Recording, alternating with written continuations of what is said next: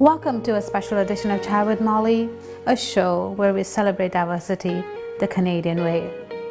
We were all shocked by a tragedy that took place on the evening of June 17th. A mass shooting took place at a Methodist church in Charleston, South Carolina, the United States.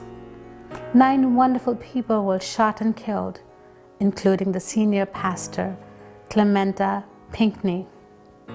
This dreadful act was carried out by a 21-year-old man, Dylan Roof. He was motivated by hate towards the people of the African American community. He arrived at the church, sat for an hour among the people who welcomed him among them, participated in the Bible study, and then shot them all point blank. His intention was to begin a racial war all across the United States of America. Instead, this awful tragedy has had an opposite effect. People have come together, united in their resolve to fight a common enemy, racial discrimination. Please join me in welcoming Dr. Reverend Bankole to our studio. Thank you for coming. You're welcome, Molly. All right, thank you so much for being here. We want to talk to you about this horrific incident that took place in Charleston. It shook not only that quiet community, but the world. We were all horrified as we got the news of this hateful young man who walked into this church and shot these wonderful people who were not hurting anyone, who were not doing anything wrong. They were doing a Bible study, right? Good people. So how do we understand something like this? Thank you, Molly. This is a very difficult subject to even talk about when it involves human life. I mean, human life is the most precious gift in the entire universe. Exactly. And to find out that another person will actually snuff out, not one person, but 9 lives, it's very, very sad. Right. Point blank. Point blank. Yeah. Just for being in a house of worship. You will think that being in a house of worship is a secret place where you have security, comfort, and a sense of community. And a sense of safety. Safety. That's not a place where you would ever go Not at all. and expect to be shot. At all. Not at all. Unfortunately, this young man came in, perhaps disturbed, and he actually sat with the group and they welcomed him. That is the saddest thing. Very sad. Yeah, they welcomed him, and I think what he has said since he's been arrested, that he almost changed his mind because they were so good and kind to him. Look at that. Yet, when we feel the acceptance, which may have been in the reverse order, motivated this crime, when we look at it from the perspective of being a hate crime, people who accepted you, you had come in to really not accept them. Now, what motivates this is a question. Yes. And I think it's simple. We as a people, we have 3 aspects of this hate crime that we need to look at. Why people will perpetrate hate crime on another person. You see, when a person doesn't have an understanding of their own self-worth, that is who they are, then they are likely to think lesser of another person. And though you may feel you're superior and they are inferior, yet there must be an opportunity for you to at least give them that self-worth that you think of yourself being human, that they should be human as well. Right. And this obsession with race, trying to see a person who's of a different race from you as a little bit inferior than you, that's really a very scary thing. It is. And then we deal with it in all communities. Although this crime happened in the US, we're not absolved from it in Canada.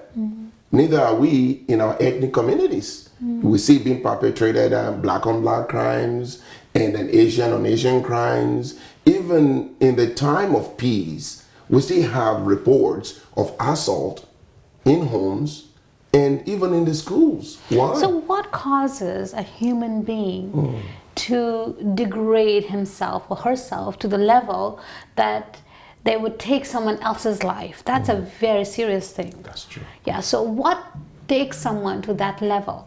You know, if I may say this, that if we have a sense of superiority, then that means we think others are inferior. If they're inferior, it's okay to accept that they're inferior. But if we don't stop there, now we want to extinguish them. Now it becomes like racial cleansing. However, the problem there is, to whom are we responsible? If a person feels I owe responsibility to the creator of this life, the tendency is they will honor that life. They may disagree with that person. They may argue with that person. And they will respect the person enough to back off and not hurt them. But Because we know that all human beings have been created equal by our Creator. by our creator. Yes. Yes. When He looks down and looks at us, He doesn't see black and white and green sees and His yellow. children. We are all His children. Very nice. And that is why God, in helping us deal with hate issues in our heart, speaks about the fact that the heart of man is desperately wicked. Yes. And because we're always devising means of doing evil. Take a 2-year-old, for instance, who hasn't been exposed to a lot of hate issues or problems in life, but within the family context in itself can throw temper tantrum.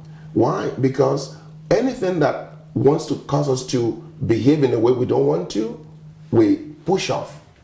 And hate is built up, especially in young people, when parents also contribute negatively to their lives. Right, but then look at all the, taking it further on the conversation that you just had, is look at these children. What they do to other children who are a little bit different from them. And nobody teaches them that you have to be nasty and mean to these kids who look a little bit different from you. I'll call that the natural default of a human heart. That's why bullying, look, it's a Online big bullying? problem. There you go. Even in person, not just Yes. online. Yes. Online, Yes. it has gone there because now you can reach more people and bully more people, So right? sad. But the point is that what you were saying, that our hearts are desperately wicked. Okay, so if we have wicked hearts, what do we need to do? Well, good thing is that God is always looking for solutions to human problems. The first thing is, on human level, there's something called tolerance, which means I may not agree with you, but I give you the benefit of the doubt. And then I can at least accept you for who you are, even though we're different. You can apply that on any facet, and you'll be able to at least relate to somebody else. Just as we have in this program right now, I may disagree on your color combination. Maybe that's why I'm not wearing white and black today. Yes, and there is a way to handle our Exactly. differences, right? And differences are good, Yes. right? Because diversity That's it. is healthy. It is. Yeah, it makes everything, more appealing, more beautiful. And so what if everybody was just one color? That It would not be. monotone. Yes, it would not be as pretty. Very true. Right. And diversity is, as you mentioned that word, I like to just speak a little bit about it, is a spice of life.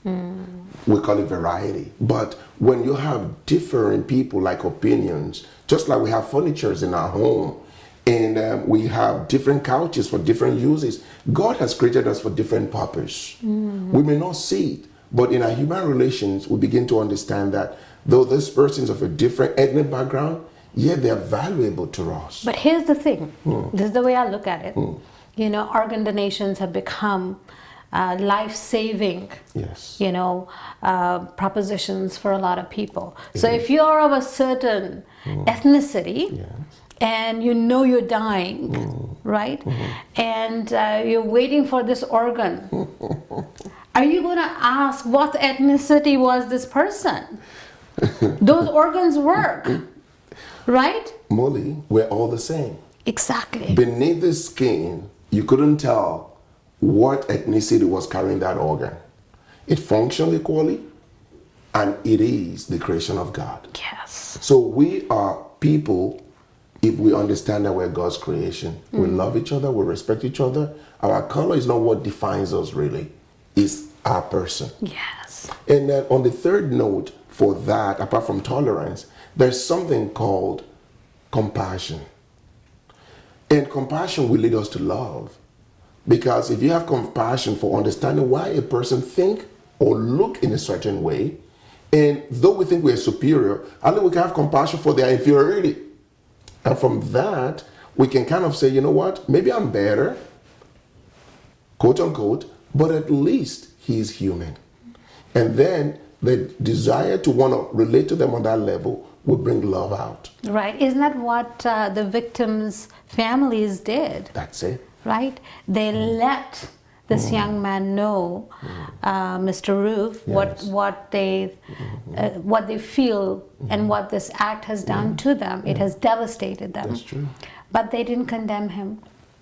They forgave. They did. They forgave him. They did. Right? And that is what I'm hearing you say, is that our response to something horrible like this is love It's and love. compassion. That's it. And understanding. And understanding. They never try to degrade him, and by saying that you are less than a human being, you're an animal for having done something like this, right? That's true. But they try to show compassion. Compassion for him. Understanding that he has done something that really hurts them, yet they can find in their heart. And this is because of their love for God. If you love God, then you can love someone else. Exactly. Exactly. I think that is the crux of this problem. Why it has become so easy for people to kill other human beings without any sense of remorse or any thought. That's true. Is because they don't see them as a creation of God. Yes. And they don't believe that there is an accounting for it. That's true. They just want to carry out an act, and Yes. and sometimes I've even heard people killing other human beings just to see what it feels like to kill someone, It's true. right? Yeah, it's true. I mean, we see this in gangs just to prove to another person that they are strong or they are tough. Now, what they were looking for is acceptance in those groups. And in order to prove that I want to belong, they actually don't care where the other person belongs. And out of our insensitivity, we perpetrate hatred and crime on one another. And if somebody is watching this program right now and is struggling with this incident, I know I got affected by it badly. It took me some time to really think about what had happened. If there's someone else who is struggling, what would you like to tell them?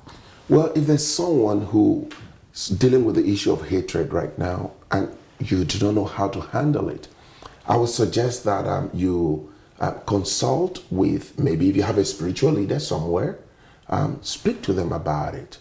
Talk to maybe a principal in the school, or talk to someone, maybe in a government official who can help you, even the police. You know, you haven't committed a crime just for thinking about it. And that's a fact. Yes. So when we have issues we're dealing with, sometimes we're overwhelmed with emotion and challenges of life. In acting out maybe one thing that we may think how to get a relief from it. But I want to advise you, it's not the right thing to do. If you respect yourself, we should respect someone else too. And there's something else you can do. So quite easily, we say in elementary school, our teacher tells us, just calm down. You know, you calm down knowing that the act that we injure someone else or hurt them is not the best option. And you can pray if you believe, if you have a faith, you can pray and God will give you that peace. And that's my prayer for you today, that you get the peace of God about it. And you can even talk to the other party. If it's not going to be confrontational, let them know how you feel. What are your challenges? And what actually trips you off in their behavior? Maybe they're going to change. You might be that one person to bring change into their life. Thank you so much for being here in the studio Thank you, and Molly. for giving us your thoughts and giving us perspective on this horrific incident. My pleasure. And on this hopeful, positive note, we will say goodbye to our guest, and we have lots more in store for you, so don't go anywhere. Thank you so much, Molly.